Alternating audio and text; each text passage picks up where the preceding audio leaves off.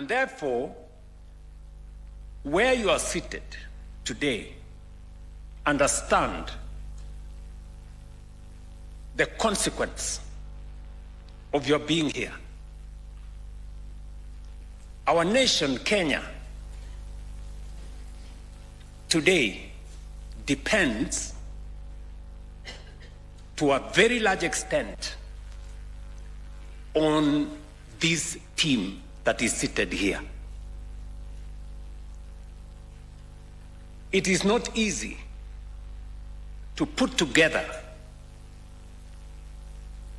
250 plus members of the National Assembly and almost 45 senators and governors. The two largest formations in Kenya, political formations, are seated in this room.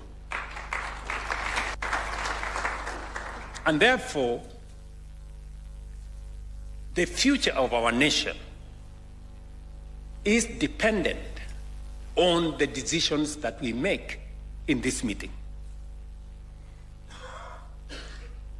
And therefore, all of us seated here must understand the weight of the decisions we make, because they will influence how Kenya moves into the future. I have the privilege of being the leader of this team because when we sat down with my elder brother, the Right Honorable Raila Odinga, and by the way, just for your information, it did not happen 2 years ago. Because I knew and I realized it was my intention to bring the country together, I did engage the Honorable Raila Odinga immediately after the election.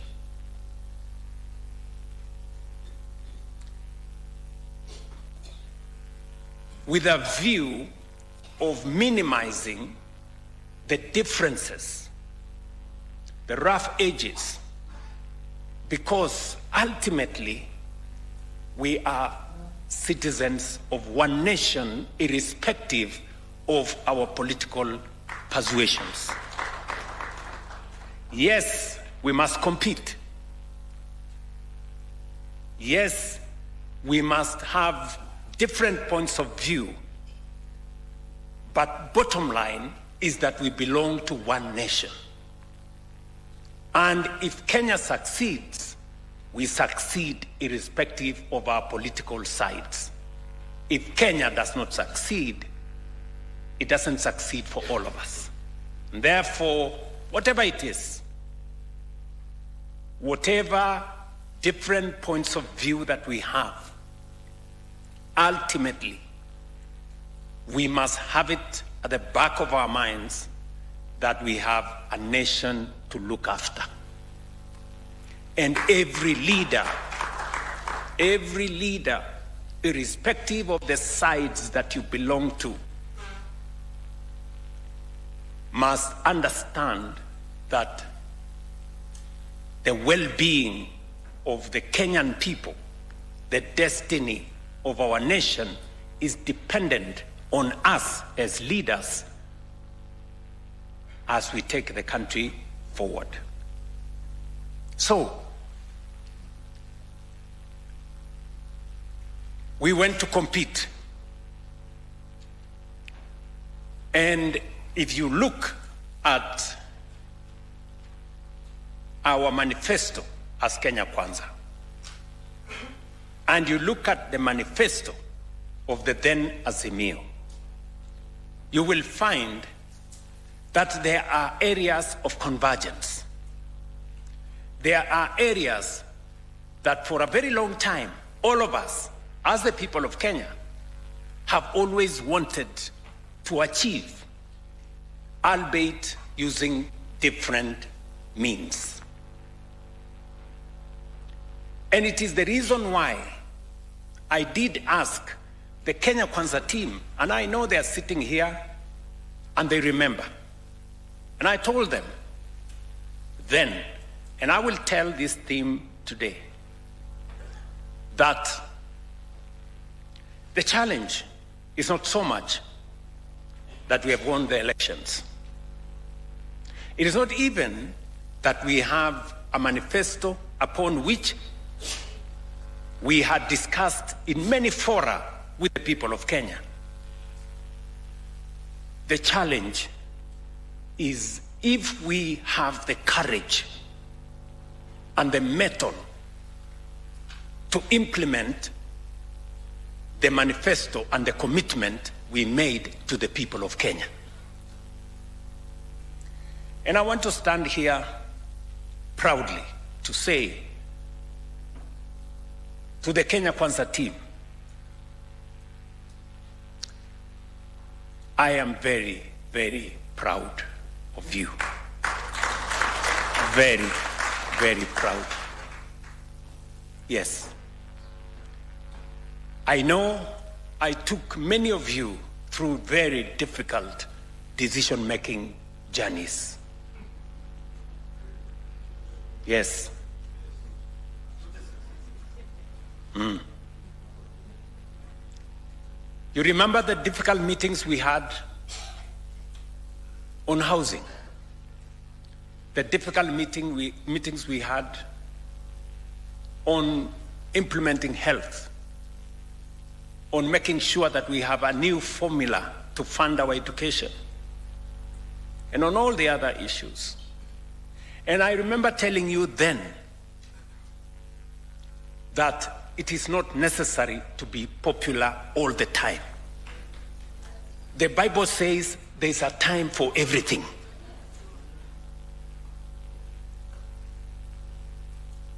Today, we have a track record that is second to none.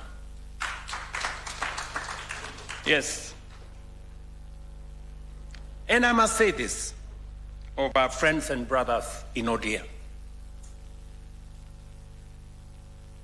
When it was time to discuss housing, when it was time to discuss universal health coverage, the Honorable Raila Odinga agreed with me.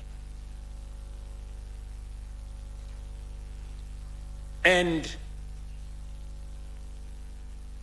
our brothers and sisters in ODM did not find it any difficult when we decided that we were forming a broad-based government, because in the agenda we were implementing, they could see their own plan in ODM, the plan they had gone to the election with, being implemented in part by our administration. And I want to say to my friends, my brothers and sisters in ODM, thank you very much for putting the interests of the nation ahead of other interests. I stand here today to say I am very, very proud of my former party. Yes. And you, led by my brother Raila Odinga, and now my elder brother Oburu Oginga, will go down in history as a party that when the nation was at crossroads, you chose to point forward for the nation.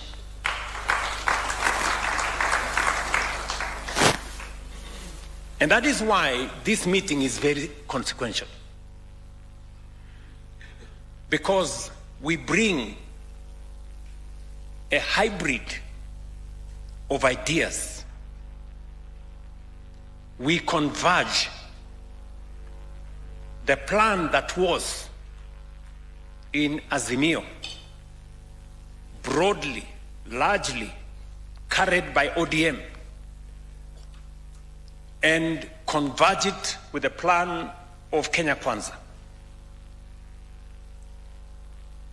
And that is why in the last 2 years,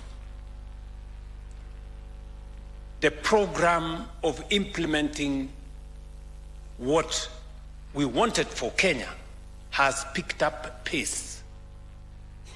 There has been an acceleration of the delivery of our plan ever since our brothers and sisters from ODM joined us and we became a broad-based administration.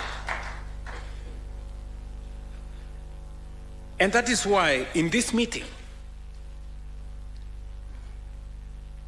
we are going to have presentations on where we were 4 years ago, the track record of what we have achieved in relation to the commitments we made to the people of Kenya.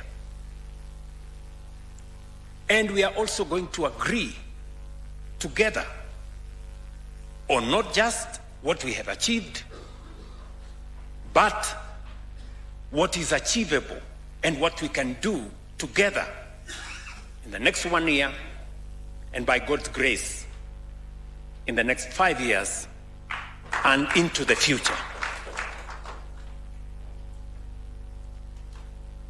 So this meeting, and I am I'm a very proud person. Yes. Because it is very rare to be a leader of a team as big, as committed as the one we have in this room today.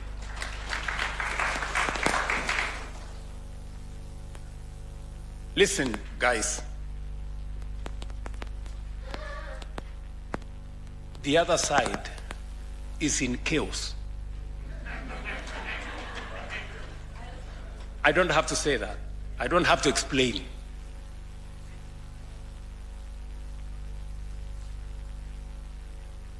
Yeah? So, as we meet here today, the future of our nation is the subject of our conversation. We did gather the courage to implement the plan upon which we were elected, and subsequently we joined together as a broad-based family. It was not difficult for John Mbadi here when he went to Treasury. It was not difficult for him to understand and to explain what we were doing. And he has done it better than any other person.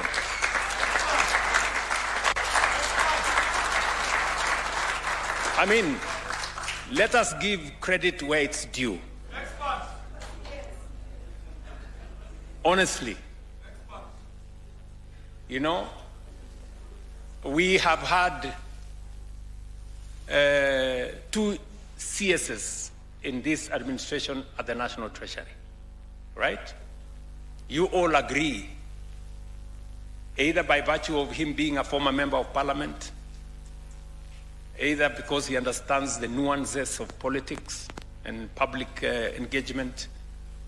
CS Mbadi has distinguished himself in a very significant way and explained to the people of Kenya what we are doing.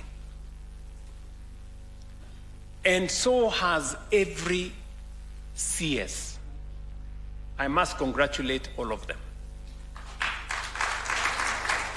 Under very difficult circumstances, you know, especially those of us who are not members of parliament, I know it may not be easy, who are not former members of parliament, to navigate the public space. And so, what am I trying to say? Listen, good people. We have done exceptionally well on matters to do with agriculture. And we will get an explanation of what we have achieved. Whether it is fertilizer subsidy, registering farmers, dealing with cartels, improving farmer prices, opening new markets. Lee Kinyanjui is sitting here in our midst. We've had conversations. He's led the way. We've gone to China. We've gone to many places to open new markets.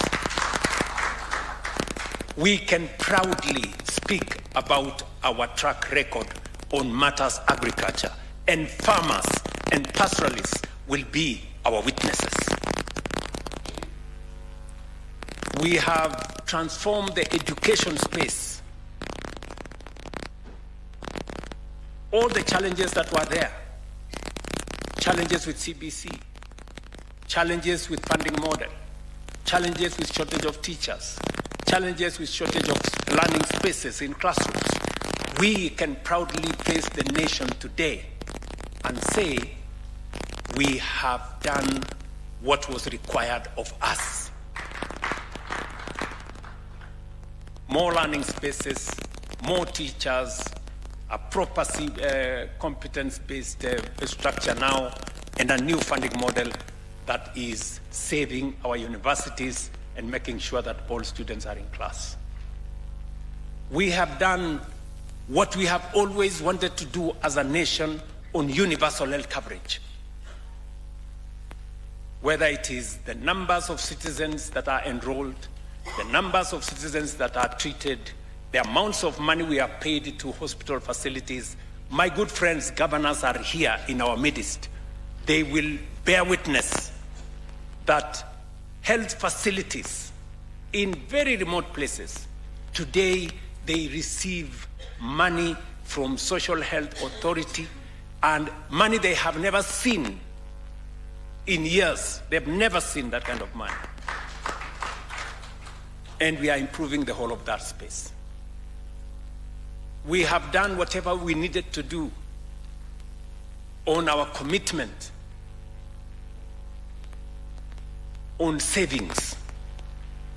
We did make a commitment that understanding that investments in a nation is dependent on savings. We did rearrange the structure.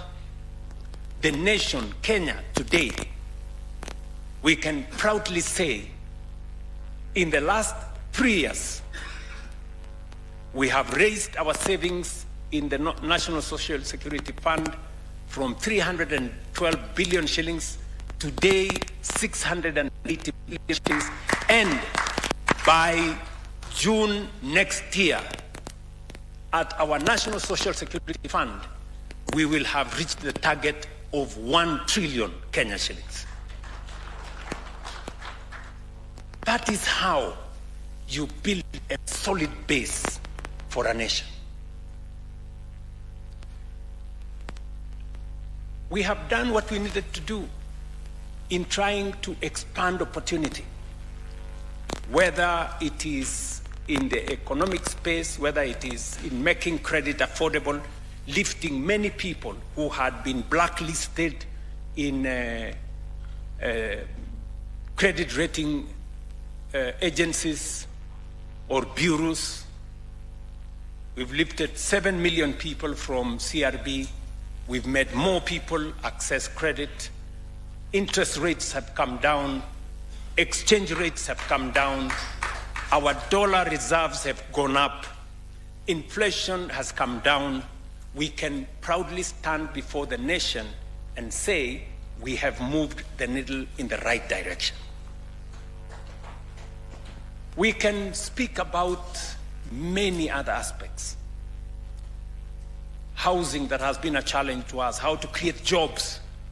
The largest challenge we have as a nation, how to create jobs.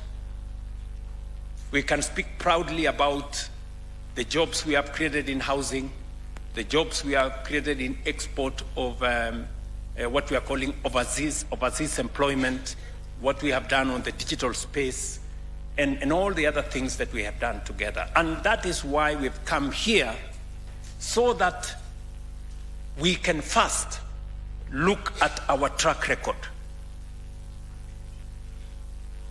Because,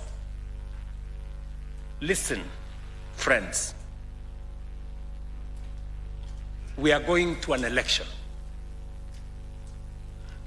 And when we are going to an election, we have come here so that we can go to the people of Kenya and tell them, you gave us a mandate. What have we done with that mandate? 1, 2, 3, 4, 5, 6, 7. And it is the reason why we are coming back to you to tell you we have discharged our responsibility on the mandate you gave us. But that is not sufficient.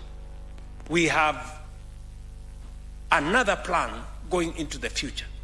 We are requesting for your mandate so that we can continue and do it even better going into the future.